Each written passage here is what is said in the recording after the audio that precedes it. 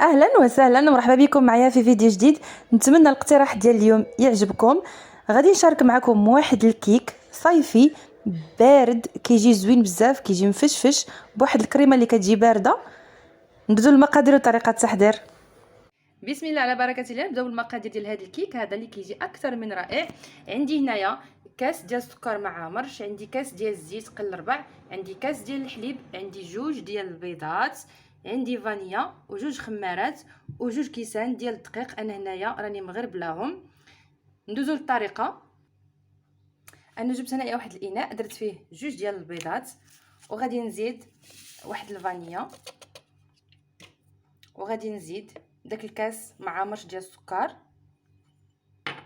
واحد القبيصه ديال الملحه قبيله ما ذكرتهاش معكم باش تحسن لينا الذوق. غادي نطرب هذا الشيء هذا مزيان حتى يذوب ليا السكر مع البيض، وعاد نزيد الاضافات الاخرى. دابا بعد ما خلطنا البيض والسكر والفاني وداك شويه ديال الملحه، دابا غادي ندير كاس ديال الزيت قل ربع، وغادي نزيد كاس ديال الحليب يكون بدرجه الحراره ديال المطبخ، وغادي نخلط، وغادي نزيد جوج كيسان ديال الدقيق. بعد ما خلطت الزيت والحليب غادي نزيد الكاس الاول ديال الدقيق مغربل كيف ما قلت لكم. غادي نخلط شويه ونزيد الكاس الثاني مع الخمارات.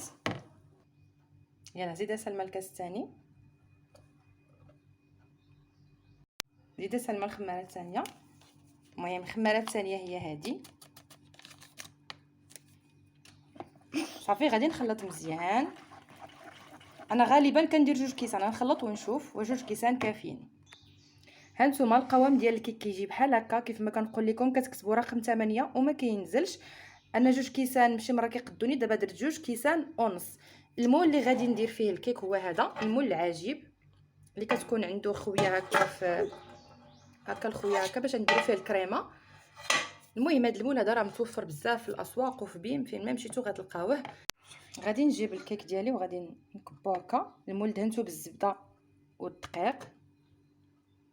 صافي غادي ندخلو الفران مشعول غير من التحت على 170 درجه، نحسو به طاب ونخرجوه.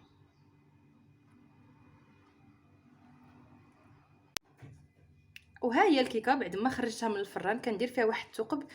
هانتوما يعني صافي راها طابت، كتجي رطبه بزاف مفشفشه.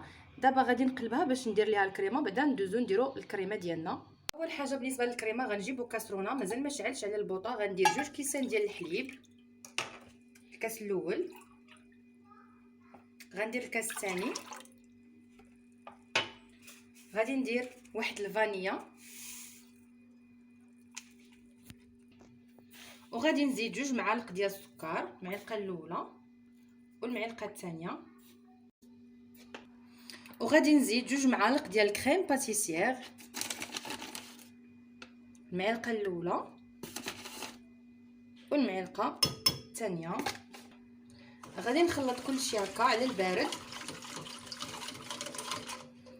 وغادي نشعل على النار.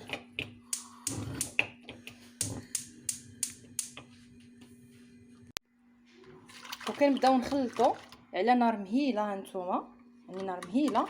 كنبدا نخلط هكا الخليط ديالي غير هكا بشويه حتى يعقد ليا مزيان. غادي نحيدو على البوطه وغادي نزيد عليه دانون فاني، ياغورت ديال الفاني. دابا غادي نستمر هكا حتى يعقد ليا الخليط. بالنسبه للكيكه هانتوما بعد ما قلبتها في الطبسيل عرفتي كي كتجي مفشفشه ورطبه بزاف. كنتمنى انكم تجربوها، كتجي زوينه زوينه زوينه. هانتوما الكريمه بعد ما عقدات دابا غادي نزيد عليها داك الياغورت. هانتوما بعد ما خلط داك الياغورت مع الكريمه كيكون بحال هكا. دابا غادي نمشي نكبو على الكيك ديالنا.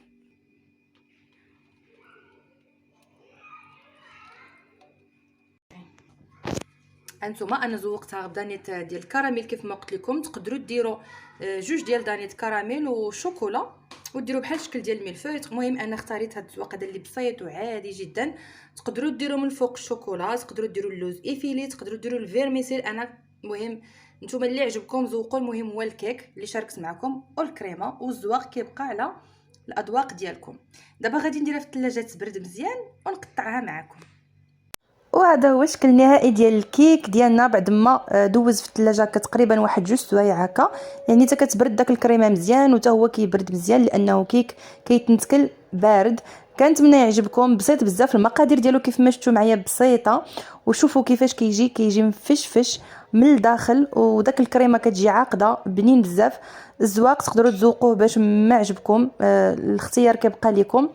كنتمنى الاقتراح ديال اليوم يعجبكم، ما تنساونيش باللايك والبارطاج، وشكرا على المشاهده. نتلاقاو ان شاء الله في فيديو جديد.